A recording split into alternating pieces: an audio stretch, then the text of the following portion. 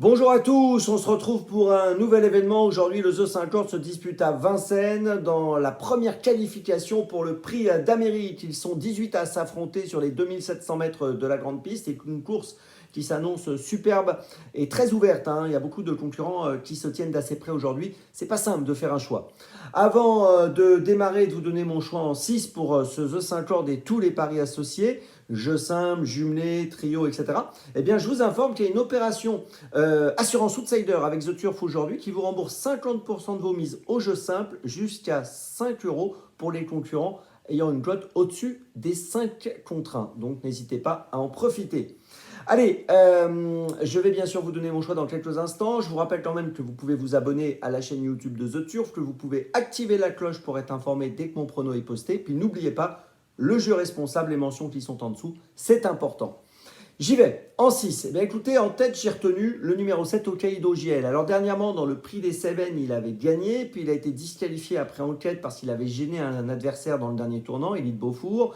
Il avait provoqué la faute de ce dernier, donc il a perdu le bénéfice de ses efforts. Il faut se souvenir qu'il avait gagné le prix René Balière au mois de juin à Vincennes devant les meilleurs, certains qui le retrouvent d'ailleurs aujourd'hui. J'ai le sentiment qu'il est capable, dans cette course importante pour sa qualification pour le prochain prix d'Amérique, eh bien, de jouer le premier rôle. Donc j'y vais, je le retiens en tête. Il va essayer de trouver une compensation à cette disqualification de l'autre jour.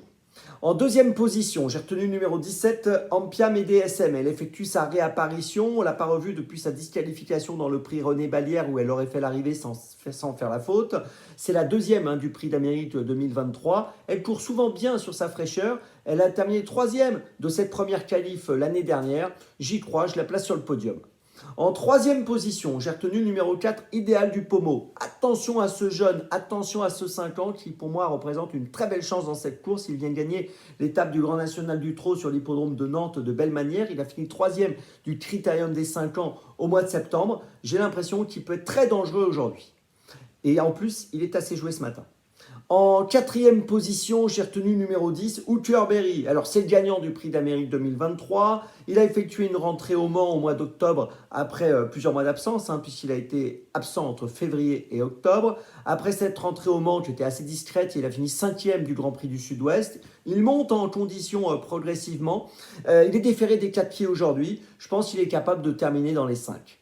En cinquième position, j'ai placé le numéro 15, Sand Moteur. Attention à ce concurrent scandinave qui a beaucoup de qualité. C'est sa première à Vincennes. Il est présenté par Björn Goop, qui connaît parfaitement les courses françaises.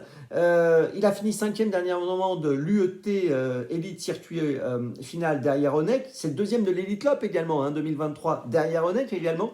Donc tout ça pour dire que pour sa première à Vincennes, je pense qu'il vaut mieux le garder sur notre ticket. En sixième position, j'ai retenu le numéro 1, Hip Hop au Fort. C'est le gagnant de l'an dernier, de cette première qualif. Il a terminé 4e du prix des Cévennes l'autre jour, où il a fourni une bonne fin de course. C'était plutôt pas mal. Je pense que là aussi, c'est un concurrent qu'on doit garder pour les places.